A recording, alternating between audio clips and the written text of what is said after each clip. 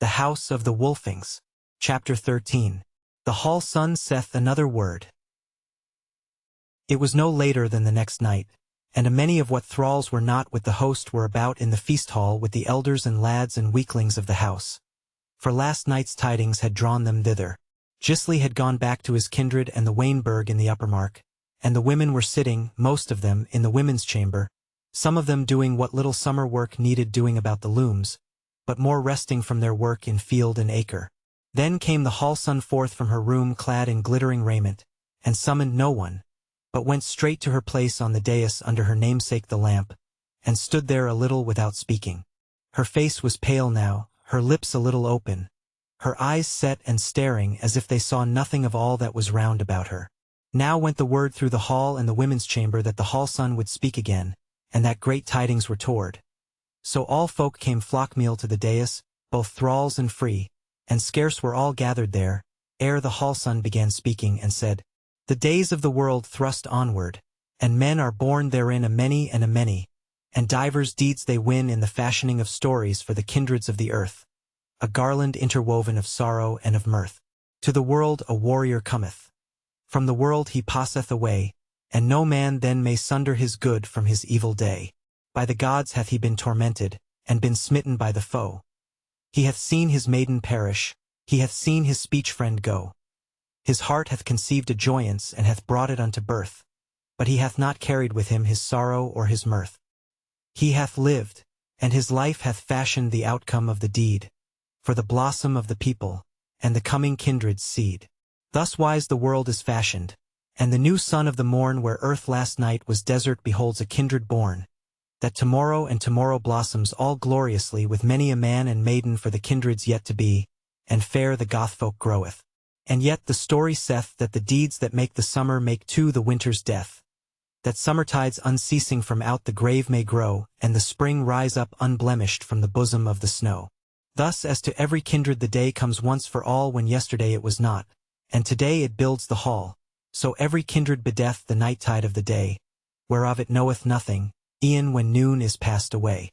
E'en thus the house of the Wolfings, twixt dusk and dark doth stand, and narrow is the pathway with the deep on either hand. On the left are the days forgotten, on the right the days to come, and another folk and their story in the stead of the Wolfing home. Do the shadows darken about it? Is the even here at last? Or is this but a storm of the noontide that the wind is driving past? Unscathed as yet it standeth. It bears the stormy drift, nor bows to the lightning flashing adown from the cloudy lift.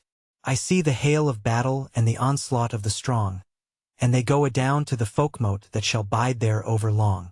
I see the slain heaps rising and the alien folk prevail, and the Goths give back before them on the ridge o'er the treeless vale. I see the ancient fallen, and the young man smitten dead, and yet I see the war-duke shake throng-plough o'er his head, and stand unhelmed, unburned before the alien host, and the hurt men rise around him to win back battle lost, and the wood yield up her warriors, and the whole host rushing on, and the swaying lines of battle until the lost is won.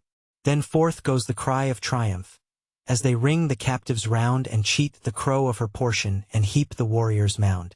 There are faces gone from our feast hall, not the least beloved nor worst, but the wane of the house of the Wolfings not yet the world hath cursed.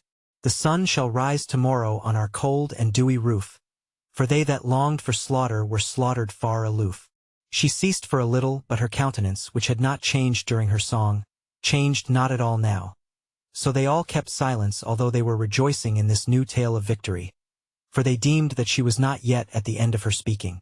And in good sooth she spake again presently, and said, I wot not what hath befallen nor where my soul may be, for confusion is within me and but dimly do I see, as if the thing that I look on had happed a while ago. They stand by the tofts of a wargarth, a captain of the foe, and a man that is of the Gothfolk, and as friend and friend they speak, but I hear no word they are saying, though for every word I seek. And now the mist flows round me and blind I come aback to the house roof of the Wolfings and the hearth that hath no lack. Her voice grew weaker as she spake the last words, and she sank backward on to her chair. Her clenched hands opened, the lids fell down over her bright eyes, her breast heaved no more as it had done, and presently she fell asleep. The folk were doubtful and somewhat heavy-hearted because of those last words of hers. But they would not ask her more, or rouse her from her sleep, lest they should grieve her. So they departed to their beds and slept for what was yet left of the night.